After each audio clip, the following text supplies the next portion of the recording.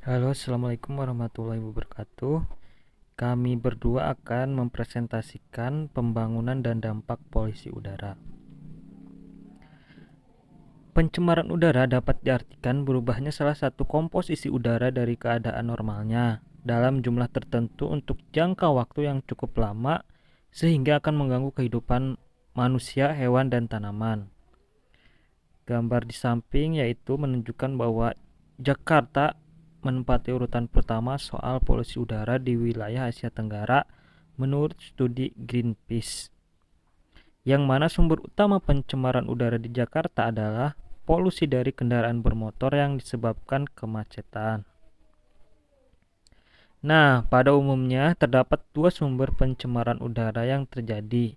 Antara lain adalah satu, seperti gambar di samping, yaitu pencemaran udara yang terjadi akibat sumber yang alami atau dari sumber daya alam, natural resources, seperti pencemaran akibat letusan gunung berapi, gempa, dan kebakaran hutan alami, dan lain-lain. Yang kedua yaitu pencemaran udara yang terjadi akibat kegiatan manusia dan disebabkan secara langsung oleh manusia atau anthropogenic source, antara lain seperti emisi pabrik dan sumber-sumber kegiatan manusia seperti dari transportasi.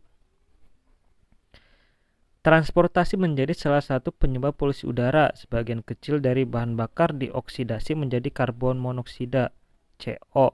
Sebagian hidrokarbon (HC) juga diemisikan dalam bentuk uap dan partikel karbon dari butiran-butiran sisa pembakaran bahan bakar. Hampir semua bahan bakar mengandung zat-zat kotoran dengan kemungkinan pengecualian bahan bakar sel atau hidrogen dan hidrokarbon ringan seperti metana. Bisa dilihat gambar di samping yaitu dari proses blow by gas yaitu HC 25%, gas bekas yang dikeluarkan dari knalpot seperti CO, NO, HC 100%, 100%, dan 55%, serta penguapan dari karburator dan tangki bahan bakar HC yaitu 20%.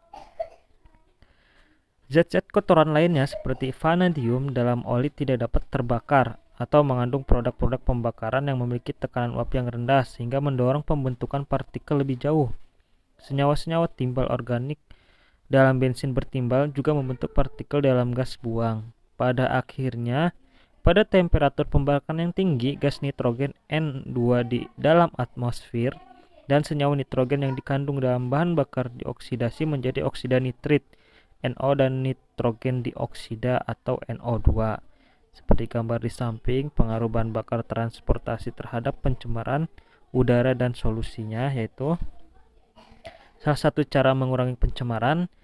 Kondisi emisi kendaraan bermotor sangat dipengaruhi oleh kandungan bahan bakar dan kondisi pembakaran dalam mesin, sehingga langkah-langkah untuk mengurangi emisi gas buang harus mengkombinasikan teknologi pengendalian dengan konservasi energi dan teknik-teknik pencegahan pencemaran. Salah satunya seperti gambar di samping dikeluarkan Peraturan Menteri LHK Lingkungan Hidup 20 tahun 2017 serta Peraturan Pemerintah Nomor 73 tahun 2019 telah disambut dengan baik oleh para pelaku industri kendaraan bermotor anggota Gaikindo di Indonesia. Salah satunya itu produsen otomotif yang segera memproduksi kendaraan listrik seperti Daihatsu, Honda, Hyundai, Mitsubishi, Suzuki, Toyota, dan Wuling. Nah, kenapa harus kendaraan listrik? Banyak negara maju yang mulai mempertimbangkan untuk mengganti kendaraan berbahan bakar dengan kendaraan listrik. Kenapa? Yang pertama yaitu lebih ramah lingkungan karena tidak ada emisi karbon yang dibuang dari knalpot. Yang kedua lebih hemat biaya karena daya bisa diisi di rumah tanpa perlu ke SPBU. Yang ketiga perawatan mudah karena tidak perlu mengganti oli, cukup hanya mengecek ban saja. Yang keempat yaitu tidak ada polusi udara atau bising dari knalpot kendaraan. Nah, kendaraan bermotor dan angkutan sangat buruk akibat mahalnya suku cadang dan perawatan yang kurang baik sehingga proses pembakaran kurang sempurna. Akibat krisis moneter yang terjadi di Indonesia, maka terjadilah ketidakteraturan produksi, harga, dan juga tingkat harga BBM yang tiba-tiba saja melonjak.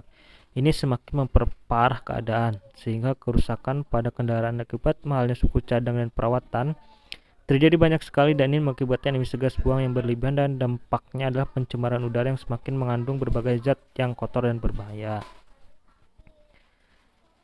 Nah, dampak terhadap kesehatan yang disebabkan oleh pencemaran udara akan terakumulasi dari hari ke hari. Pemaparan dalam jangka waktu lama akan berakibat pada berbagai gangguan kesehatan seperti bronkitis, emfisema, dan kanker paru-paru. Seperti gambar di samping daftar penyakit akibat polusi udara yaitu asma, penyakit di saluran pernapasan.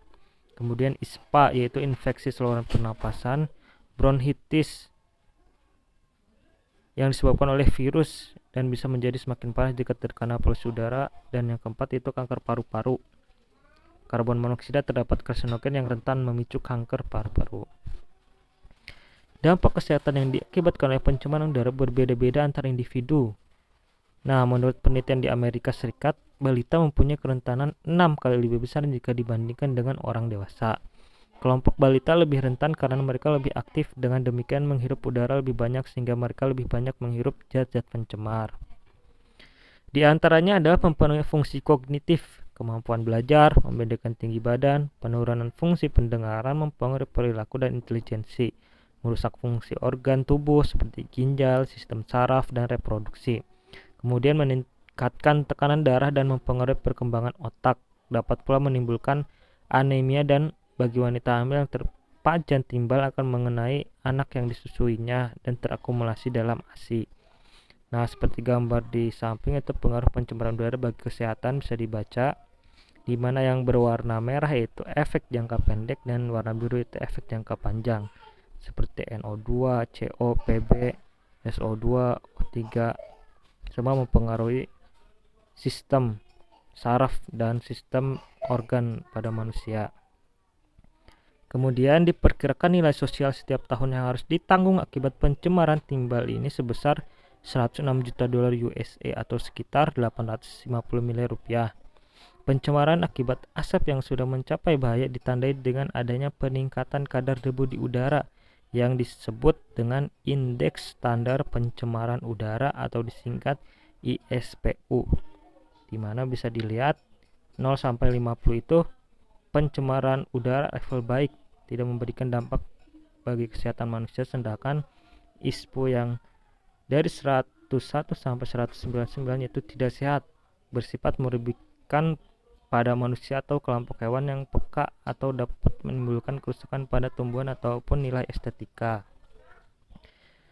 Udara merupakan sumber yang sangat penting kepada semua kehidupan. Udara yang tercemar sangat membahayakan kesehatan. Di samping memusnahkan harta benda, dari perbincangan di atas jelaslah kita melihat bahwa pencemaran udara amat berbahaya terhadap ekosistem kehidupan bumi termasuk manusia. Proses pembangunan negara khususnya dalam bidang perindustrian merupakan puncak utama merosotnya kualitas udara. Namun ada sebagian pihak yang masih melakukan aktivitas pencemaran secara luas. Hal ini menyedihkan kita karena kesadaran masyarakat masih rendah. Oleh karena itu, masyarakat perlu ada kesadaran tentang pentingnya udara bersih untuk kehidupan kita pada hari ini dan generasi yang akan datang terjamin. Seperti gambar di samping, udara bersih meningkatkan harapan hidup. Terima kasih. Demikian presentasi dari kelompok kami. Semoga kita bisa menjaga kebersihan udara dengan mengurangi emisi dari polusi udara, transportasi, dan yang lainnya. Wassalamualaikum warahmatullahi wabarakatuh.